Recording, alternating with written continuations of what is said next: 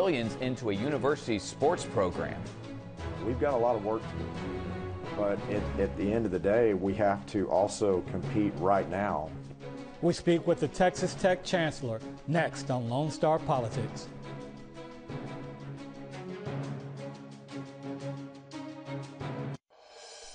Texas Tech University System Chancellor Brandon Creighton was a lawmaker in Austin for 20 years and was the chair of powerful education committees.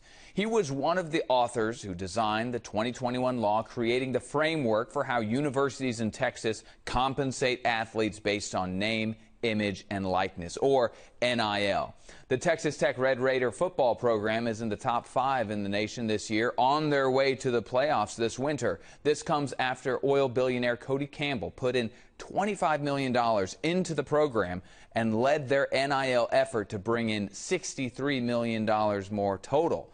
We spoke with Chancellor Brandon Creighton about this new landscape and if it's a good thing for the university. Is NIL good for the sport? Well, there's one thing we know for certain is that college sports and athletics are evolving. And it was controversial in the 1950s when full scholarships were offered at that time. Many people at that time thought it would change college athletics forever to the negative. But at the end of the day, there's been high court rulings on exactly what the legalities are for student athletes being compensated, and that's the law of the land.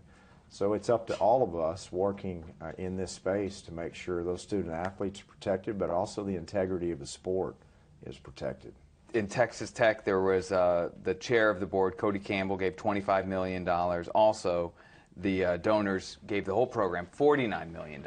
I mean, could this be a race to just raise money for the players? Yeah, I mean, I understand the nexus between the NIL account or the presumed account and the success of the team. I would ask LSU about that recipe, right? Top 4 in the nation in NIL valuation, and obviously a very low performance this year in their productivity. So I would give the success of the Texas Tech Red Raider football team to the players and to Coach McGuire and the assistant coaches. And certainly in this day and age of NIL, these big programs from the bigger conferences are going to have some wealthy infusion of dollars. But at the end of the day, that doesn't necessarily tie to a winning record. What about the smaller schools who can't find a billionaire or tens of millions of dollars? Are they boxed out of winning?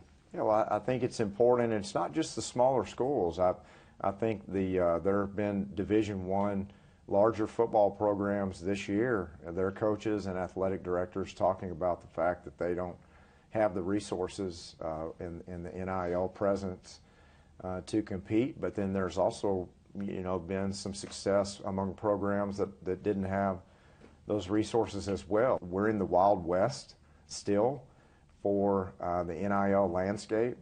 I think Chairman Cody Campbell's efforts, among many others, to revise these media acts from the 60s, when at that time professional athletes were compensated, but outside of scholarships, college athletics was not.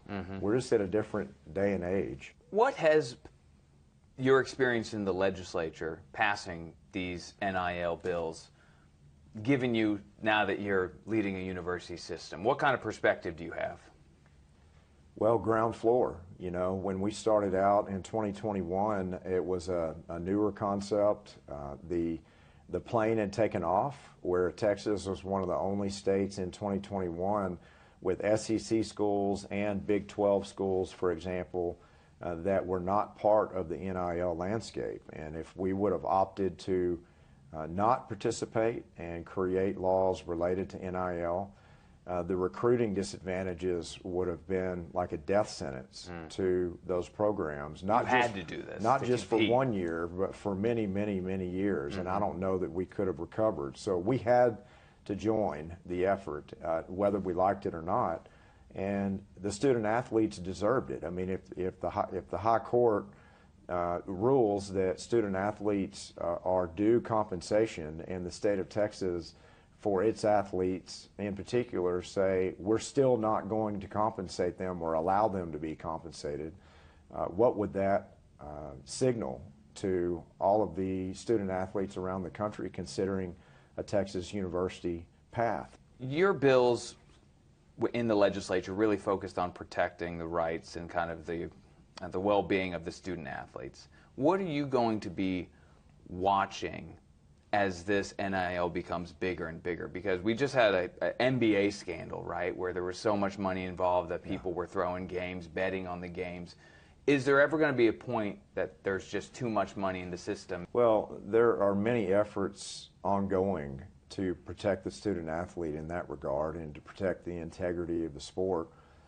Senator Cruz from Texas, working in Washington, modeled the Texas bill and had other provisions in place to try to accomplish something at the federal level. And we've got a lot of work to do. But at the end of the day, we have to also compete right now in the system that we have. Gromer, this is an interesting issue because I get the impression talking to college leaders that they don't want to live and die by how many billionaires they can get to donate to their program. But if they don't do it, their program is over compared to Florida, California, these other states that will do it. Yeah, it's a whole new ball game, and if they don't participate, they will. He mentioned that their teams won't win, they won't be competitive. Texas loves its football. And so you got to be able to play the game.